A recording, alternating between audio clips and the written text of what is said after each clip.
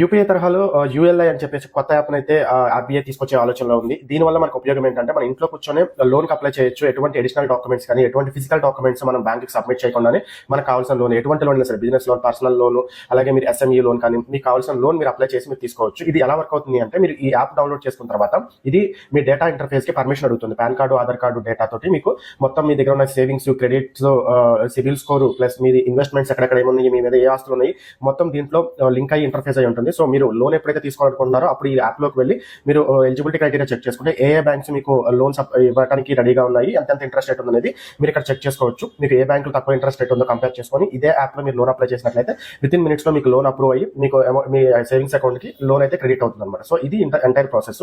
So ఈ app ని తీసుకొచ్చే ఆలోచనలో ఆర్బీఐ ఉంది. దీని గురించి మీరేమనుకుంటున్నారు? లోన్ తీసుకున్నప్పుడు ఏదైతే ఏముంది అనుకుంటున్నారా, లేకపోతే ఇది మనకి ఈజీగా ఉంటుంది అని చెప్పేసి ఆ ప్రైవేట్ లోన్ యాప్స్ ఏవైతే ఉన్నాయో ఆ స్కామ్ నుంచి జనాలు ప్రివెంట్ అవ్వచ్చు అని చెప్పి ఫీల్ అవుతున్నారా?